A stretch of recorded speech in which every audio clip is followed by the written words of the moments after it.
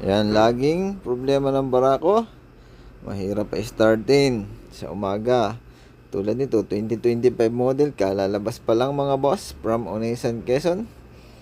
Ang gagawin natin dito, karburador muna mga boss. Tono-tono muna ng karburador. Yan lang. Pagkatono niyan, adjust tayo ng valve clearance. Pagka valve clearance, nakita natin na hindi pa rin bunot ang camshaft mga boss.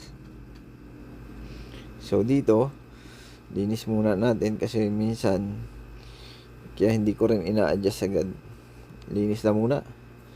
Tapos tulad nito mga boss, ang ano nito, ang air screw nito ay parang nakalitaw na.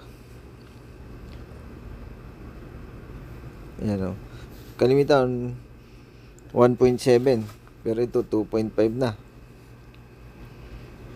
So adjust tayo from 3.5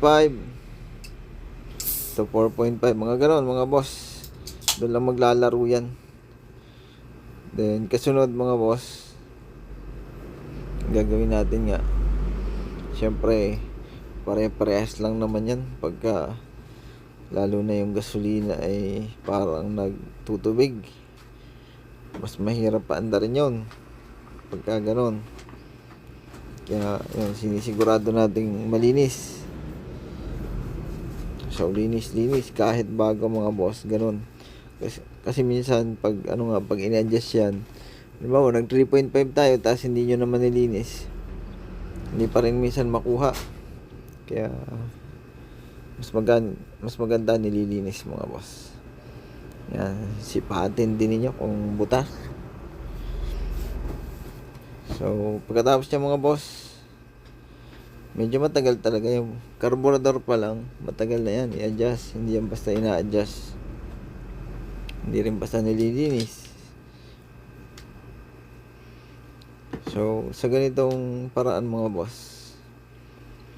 yan, isa yung paraan para mabilis paandarin si Barako 2 2025 model. So yung iba mga boss nag-adjust ng 3.5 sa air screw, pero ganun pa rin daw. So yun, kaya mga diskarte mga boss, sasabihin ng iba, hindi na kailangan baklas nyo camshaft nyan, hindi na kailangan valve clearance. Yun, may kanya-kanya tayong diskarte mga boss. Pero dito, ang resulta naman ito, easy start, pakabilis paandarin, konting pindot lang. Kung ito ay soft touch mga boss, yan yun sa mga ginawa natin. Pero meron talaga, meron tulad nun yung isa, yung last na video natin mga boss from Infanta, Quezon, talagang hindi ko madali-dali agad. Kaya hanap tayo ng magandang adjustment doon. So dito naman, ayan, binunot na natin yung camshaft. Ito, na-adjust na rin natin yan.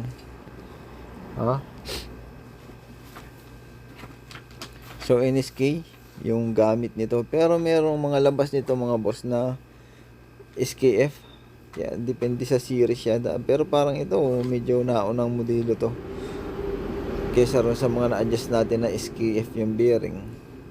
Kaya ito madali lang baguhin yung yung camshaft mga boss kaysa ron sa late model mga boss. At talagang medyo inapawisan tayo paggawa ng camshaft. So sabi nila no need na nga, pero sa akin, para fine yung andar, kailangan mas mababa yung minor, tapos soft touch nga. Kaya yun yung mga ginagawa natin. Pero depende nga sa mga gumagawa yan mga boss. Kung hindi naman kailangan, bakit baga hindi. Kaya ayan, tapos ito yung naka-valve clearance na rin mga boss. Sa valve clearance sa S8 ginagamit natin. Tapos testingan na. Oh, masarap po yan. tangina na yan dito. Oh, ayan, mapapansin niyo mga boss, unang andar, ano? Malagitik. So, nawawala yan mga boss.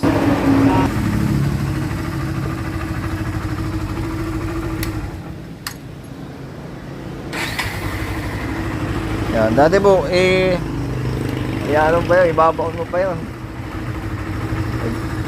Tayo pa. Basta lagi naman po, lalo pagka maganda yung gasolina. Dito, pinuha ko na pala dito. Dati, kaya, power rin. Meron pala doon iba yung layo dito. Ay, pwede na rin po doon. Ang layo naman nun. Doon ay sa Magdangan. Malayo na sa inyo. Wala na sa bayan. Sige ba? Sige po.